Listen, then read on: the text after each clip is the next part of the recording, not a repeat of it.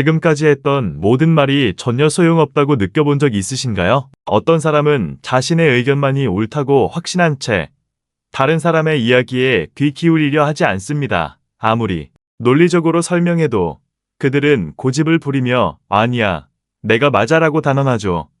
그럴 때면 답답함이 밀려오고 설득은 헛되이 끝없이 이어집니다. 이런 상황에서 우리는 문득 생각하게 됩니다.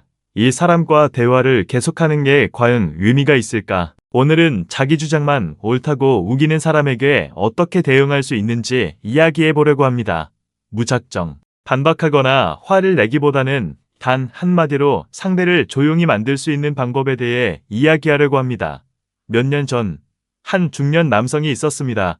그는 회사에서 나름의 경력을 쌓고 오랜 시간 동안 묵묵히 일해왔죠. 그런데 얼마 후 새로운 후배가 들어왔습니다. 이 친구는 모든 일을 자기 주장대로만 하려는 사람이었어요. 선배, 이건 이렇게 해야 해요. 아니에요. 이 방식이 훨씬 효과적이에요. 라고 하면서 말이죠. 저는 조용히 설명을 해보려 했는데 후배는 듣기는커녕 고개만 저었습니다.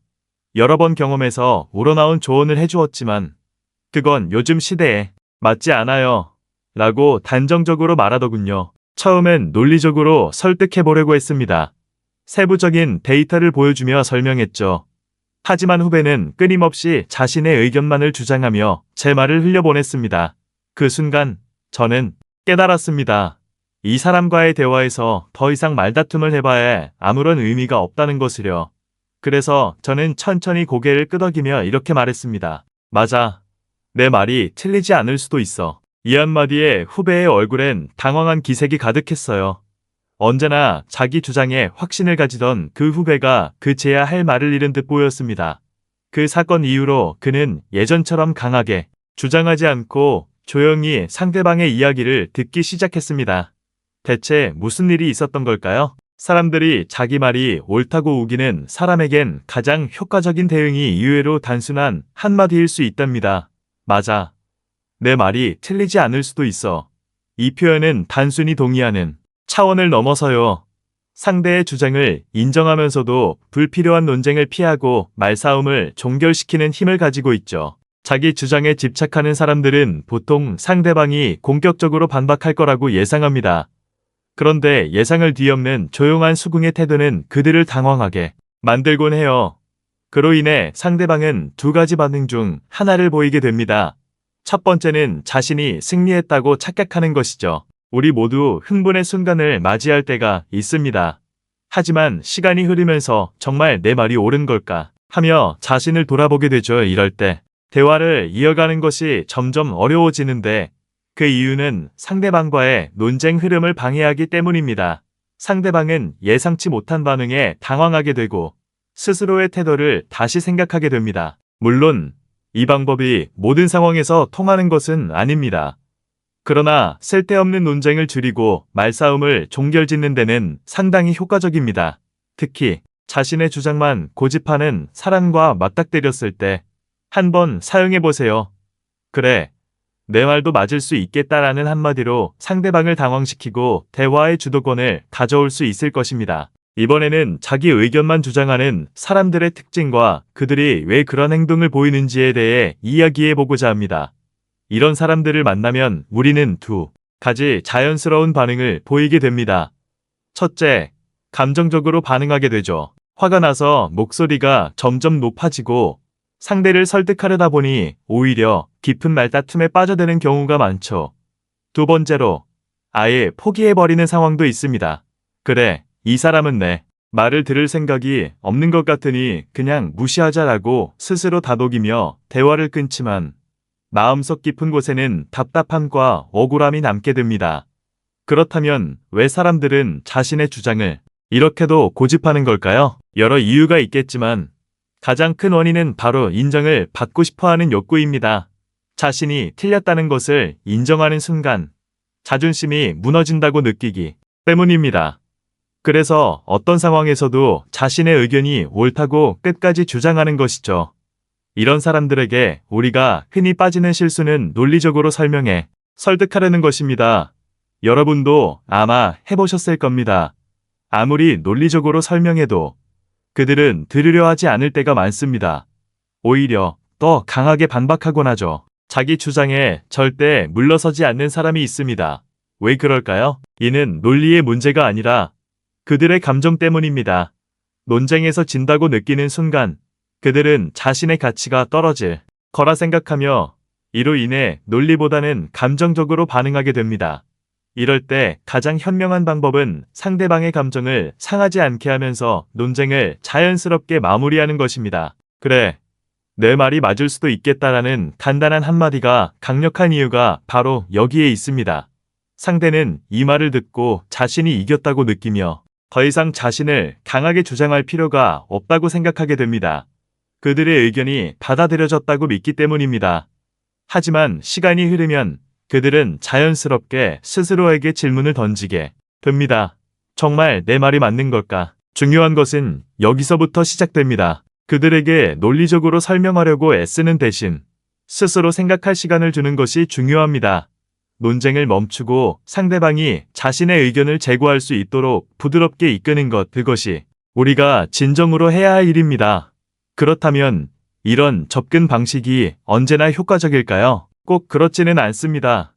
여전히 자신의 견해를 고수하는 사람들도 있을 것입니다. 하지만 적어도 불필요한 말싸움을 피할 수는 있겠지요.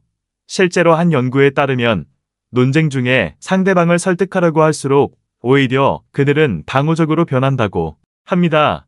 그 이유는 상대방이 자신의 의견이 위협받고 있다고 느끼기 때문입니다. 이제 여러분의 할 일은 간단합니다. 상대를 설득하려는 시도를 멈추고 그저 상대에게 자신의 생각을 풀어낼 시간을 주는 것입니다. 타인이 스스로 생각할 기회를 줄 수 있다는 것, 생각보다 큰 힘을 발휘할 수 있습니다. 그래, 내 말이 맞을 수도 있겠다라는 한마디가 상황을 얼마나 달라지게 할지 놀라실 겁니다. 상대방이 일순 당황할 수도 있지만 그들의 태도는 예상외로 빨리 변할 수 있습니다.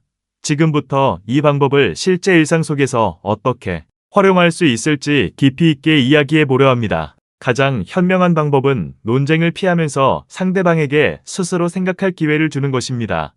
이를 실현시키는 마법의 말은 바로 그래, 네 말이 맞을 수도 있겠다라는 한마디입니다. 이 표현을 실제 상황에서 어떻게 사용할 수 있을지 좀 더 구체적으로 알아볼까요? 예를 들어 가족과의 상황을 생각해 봅시다. 어느 날 부모님께서 뭔가에 대해 강하게 말씀하고 계십니다. 너는 아직 어려서 잘 모르겠지만 이렇게 해야 해. 속으로는 그건 시대에 맞지 않잖아라고 생각이 들겠지만 만약 그 자리에서 아니, 요즘은 그렇게 안 해요라고 말한다면 어떻게 될까요? 아마 논쟁이 시작되겠죠. 이를 피하기 위해 슬기롭게 대처하는 방법을 살펴봅시다. 얼음이 내 말대로 되지 않을 때가 있지. 어디서 그렇게 배운 거냐는 반응이 돌아올 수도 있어. 이런 상황에서는 부모님의 의견을 먼저 수용하는 게 중요해. 부모님 말씀처럼 그렇게 하는 게 더 나을 수도 있겠네요 라고 하면 부모님은 자신의 의견이 존중받았다고 느끼실 거야. 이렇게 하면 부모님도 마음을 열고 내 의견을 더 쉽게 받아들일 수 있을 거야. 직장에서의 상황도 비슷해. 상사가 이렇게 해야 일이 빨리 끝나라고 강하게 주장하는 경우가 있지. 그런데 네가 봤을 때 그 방법이 비효율적이라면 섣불리 반박하는 대신 먼저 상사의 의견을 경청하고 그 후에 차분하게 내 생각을 전달하는 게 전략적일 수 있어. 그 방법도 좋지만 이런 방식도 한번 고려해보면 어떨까요? 라고 제안하면 대화가 더 원활해질 거야. 상사와의 대화에서 이렇게 표현해보세요. 말씀하신 방법도 정말 좋네요.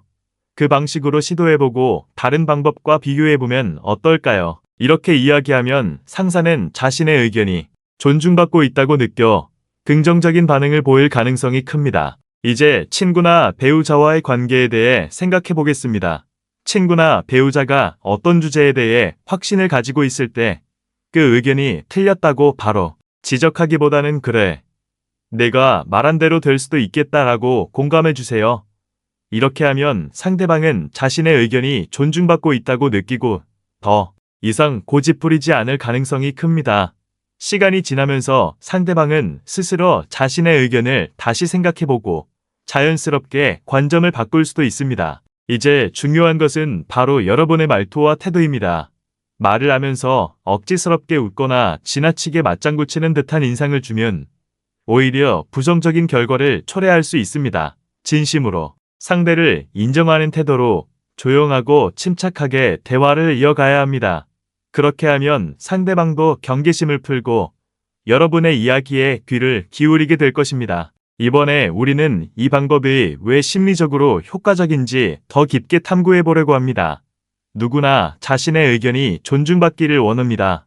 만약 누군가 내 말을 무시하고 즉각적으로 반박한다면 우리는 자연스럽게 방어적이 됩니다. 이는 인간의 기본적인 심리로 자존심과 신념을 지키려는 본능이죠. 하지만 만약 상대가 반박 없이 그래, 내 말이 맞을 수도 있어라고 말한다면 무슨 일이 벌어질까요? 첫째, 상대는 더 이상 방어할 필요가 없어집니다. 상대방이 내 의견을 받아들였다고 느낀다면 불필요한 논쟁은 자연스럽게 멈출 수 있습니다. 논쟁은 상대가 강하게 주장할수록 우리도 더 강하게 반박하게 되어 결국 감정 싸움으로 번질 위험이 있습니다. 하지만 상대방의 말을 경청하면 그들도 자신의 생각을 돌아보게 될 것입니다. 또한 상대의 자아를 위협하지 않으면서 대화를 자연스럽게 이어나갈 수 있게 됩니다. 심리학에서는 이를 인지적 유연성이라고 부르는데 사람은 공격받는다고 느끼면 마음이 닫혀 새로운 의견을 받아들이기 어려워집니다. 그러나 자신의 의견이 존중받고 있음을 느낄 때 마음은 오히려 열린 상태로 변합니다. 상대방이 이 사람은 내 말을 이해하고 있구나라고 느끼게 될 때 더 깊은 이해와 더 나은 결론을 이끌어낼 수 있습니다. 논쟁에서 승리를 목표로 삼기보다 서로를 이해하고 최선의 결론에 도달하는 것이 무엇보다 중요합니다. 상대방이 감정적으로 격앙되어 있을 때일수록 이 점을 더욱 유념해야 합니다. 맞아. 네 말이 맞을 수도 있어. 이렇게 한 번쯤 상대방의 의견을 인정하면 복잡했던 갈등이 눈 녹듯이 사라질 수 있어요. 아마 여러분도 비슷한 경험을 해보셨을 거예요. 대화를 나눌 때 상대방이 바로 반박하면 괜히 마음이 상하고 오히려 내 주장을 더 굽히기 싫어지죠. 하지만 상대가 그래, 그럴 수도 있겠다라고 인정해주면 이상하게 마음이 누그러지면서 대화가 훨씬 부드러워지지 않나요? 이제 이 말을 실제 상황에서 어떻게 활용할 수 있는지 구체적으로 알아보도록 해요. 무엇보다 중요한 건 감정 조절이에요. 상대방이 강한 어조로 주장할 때 바로 감정적으로 반응하게 되면 이 방법은 통하지 않아요. 그러니 일단 한번 깊게 숨을 들이쉬어 보세요. 마음을 가라앉히고 차분한 목소리로 대화를 시작하는 것이 중요합니다. 말할 때는 진심이 전해질 수 있도록 노력하세요. 억양을 높이거나 너무 급하게 말을 하면 안 되며 상대방이 더 화가 날 수 있기 때문입니다. 부드럽고 자연스러운 말투로 대화를 이끌어가는 것이 관건입니다. 대화가 진전되면서 이렇게 말할 수도 있습니다. 혹시 다른 방법도 생각해 보신 적이 있으세요? 이런 질문을 통해 상대방이 스스로 고민할 수 있게 유도하는 것이 좋습니다. 예를 들어, 누군가 강하게 주장할 때, 맞아요. 제 말이 맞을 수도 있어요. 하지만 혹시 이런 방법도 고려해 보셨나요? 라고 부드럽게 제안한다면 대화를 좀 더 긍정적으로 이끌어갈 수 있습니다. 상대방이 자신의 의견을 굳건히 유지하면서도 새로운 시각을 기꺼이 받아들일 수 있는 가능성이 높아집니다. 이제 우리는 이 흥미로운 주제를 보다 심도 있게 탐구하기 위해 철학적인 시각에서 접근해 보려 합니다. 이번에는 고대 철학자들이 대화를 어떻게 이끌어갔는지 그들의 깊은 지혜를 통해 알아보겠습니다. 옛 철학자들은 대화의 기술을 탐구하며 상대방을 설득하는 방법에 대해 고민했습니다. 특히 소크라테스는 상대방을 직설적으로 반박하기보다는 질문을 통해 스스로 생각을 확장시키도록 유도하는 방법을 사용했습니다. 이 소크라테스식 문답법은 직접적인 논쟁 없이도 상대방의 사고를 변화시키는 강력하고 탁월한 기술입니다. 그는 절대 너의 생각이 틀렸어라고 단정 짓지 않았습니다. 대신 왜 그렇게 생각하나요? 그렇다면 이런 상황에서는 어떻게 생각하세요? 라는 질문을 통해 상대방이 스스로 자신의 주장을 다시 한번 검토하게 했습니다. 이 방법은 논쟁에서 가장 효과적인 접근법 중 하나인데 이는 누군가 자신의 생각이 잘못됐다고 들으면 방어적이 되지만 질문을 통해 스스로 결론에 도달할 때는 자연스럽게 생각이 변할 수 있기 때문입니다.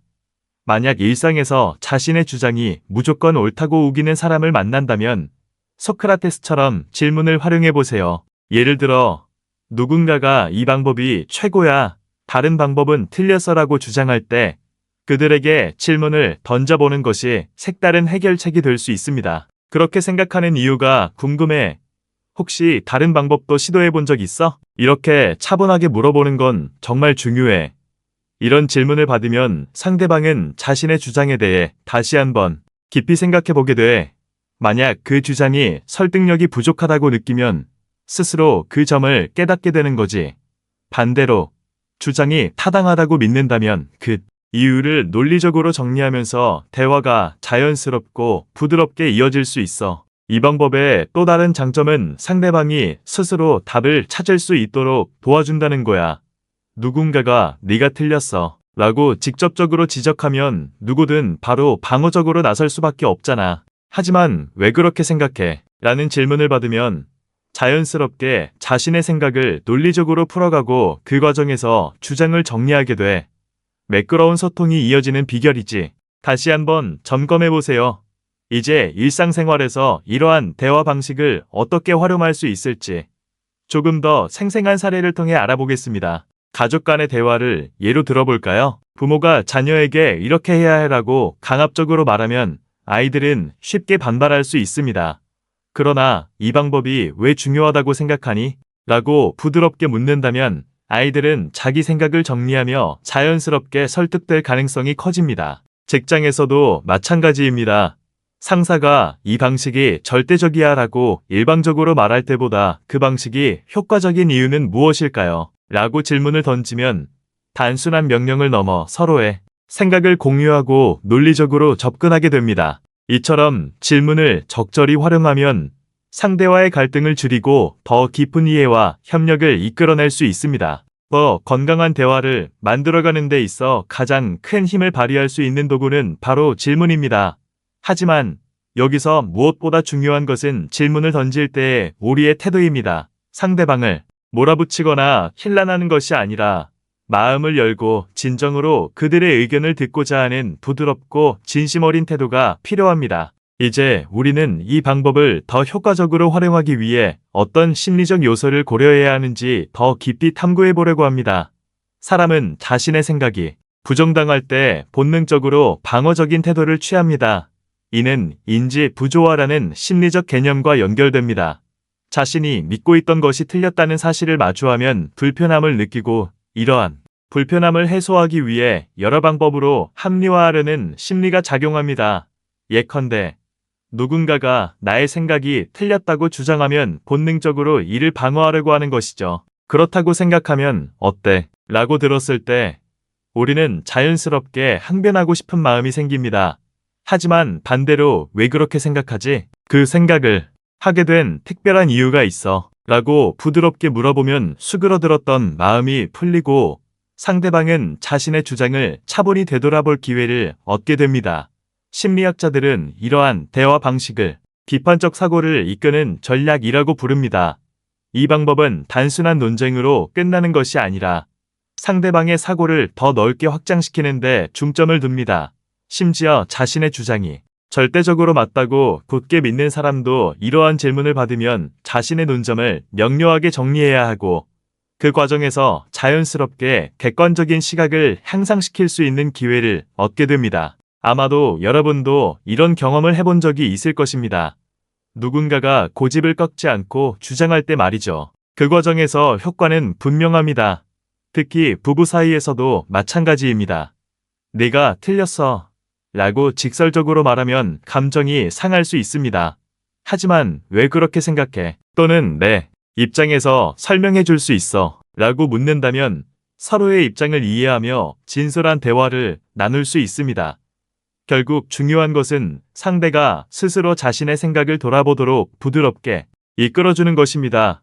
여기서 중요한 점은 질문을 던질 때 논쟁을 하려는 자세가 아니라 진정으로 상대를 이해하려는 마음가짐을 유지해야 한다는 것입니다. 자, 여러분께 질문 하나 드리겠습니다.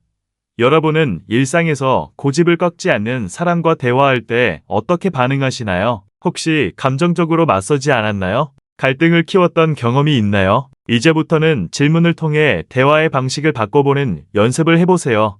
다음 단계로 넘어가 이 대화법을 실생활에서 어떻게 더 효과적으로 활용할 수 있을지 알아보겠습니다. 지금까지 우리는 자신의 의견만 고집하는 사람과의 소통 방법에 대해 이야기했습니다. 특히 직접적인 반박보다는 질문을 통해 상대방이 자신의 생각을 되돌아보게 만드는 접근이 얼마나 유용한지 살펴봤죠. 이제 한 걸음 더 나아가 이 대화법이 실제 상황에서 더욱 강력한 효과를 발휘하도록 하는 방법을 탐구해 보겠습니다. 먼저 질문을 할 때는 언제나 부드러운 톤을 유지하는 것이 중요합니다. 같은 말이라도 어떻게 말하느냐에 따라 상대방이 방어적으로 나올 수도 있고 마음을 열 수도 있답니다. 예를 들면 왜 그렇게 생각하는 걸까? 와 같은 부드러운 접근이 더 유리하겠죠. 이런 식으로 말하면 상대방은 방어적인 태도를 취할 가능성이 높습니다. 그러나 왜 그렇게 생각하는지 궁금해. 내 입장에서 설명해 줄 수 있어. 라고 부드럽게 말하면 상대방은 보다 편하게 자신의 생각을 드러낼 가능성이 큽니다. 또한 상대방의 말을 끝까지 경청하는 자세가 중요합니다. 질문을 한 후에는 상대방의 이야기에 끼어들거나 즉각 반박하기보다는 충분한 시간을 주어 마음껏 자신의 입장을 설명할 수 있도록 해야 합니다. 그렇구나. 내 생각은 그렇구나. 라고 한번 받아들인 다음 여러분의 생각을 조심스럽게 덧붙이는 것이 좋습니다. 마지막으로 상대방이 스스로 생각을 정리할 수 있도록 돕는 추가적인 질문을 던지는 것도 유익할 수 있습니다. 예를 들어, 특별한 계기가 있어 그 생각을 하게 되셨나요? 혹시 다른 시각에서 본다면 전혀 다른 해석이 가능할까요? 이러한 질문들은 상대방이 자기 입장을 한 번 더 깊이 고민하게 만들죠. 이 과정에서 상대방은 자신의 주장이 다소 허술할 수 있다는 것을 깨닫기도 하며 우리의 의견에도 더 유연한 마음으로 귀를 기울이게 됩니다. 또한 감정에 휘둘리지 않고 논리적으로 접근하는 것도 중요해요. 감정적으로 대응하면 상대방도 감정적으로 반응하기 쉽지만 우리가 차분한 태도로 대화를 이끌어간다면 상대방도 자연스럽게 감정에서 벗어나게 되죠. 만약 상대방이 감정적으로 격해지더라도 우리 차분하게 이야기해보자. 나는 당신의 이야기를 듣고 싶어. 라고 말하며 대화의 흐름을 부드럽게 이어가는 것이 좋습니다. 마지막으로 상대방이 당신의 이야기에 웃음을 보이더라도 항상 상대를 이길 필요는 없다는 점을 기억하세요. 어떤 경우에는 논쟁을 끌고 가기보다는 그럴 수도 있겠네요 또는 한번 생각해 볼게요 라고 말하는 것이 더 지혜로운 선택일 수 있습니다. 특히 관계가 중요한 상황에서는 이기는 것보다 건강한 관계를 유지하는 것이 더 큰 가치가 있습니다. 오늘 방송을 통해 우리는 자신의 주장만 고집하는 사람에게 어떻게 대처할지 배웠습니다. 앞으로 여러분이 일상에서 이런 상황을 마주한다면 오늘 배운 대화 방법을 활용해 보세요. 여러분도 혹시 이런 경험이 있으신가요? 고집센 사람과의 대화 속에서 어떻게 대응하셨는지 궁금합니다. 어떤 방법이 가장 효과적이었나요? 여러분의 소중한 경험담을 댓글로 공유해 주세요. 이번 방송이 조금이라도 도움이 되셨다면 구독과 좋아요로 마음을 표현해 주시면 큰 힘이 됩니다. 다음 방송에서는 더욱 깊이 있는 내용으로 찾아뵐 예정이니 많은 기대 부탁드립니다. 지금까지 지혜의 숲이었습니다.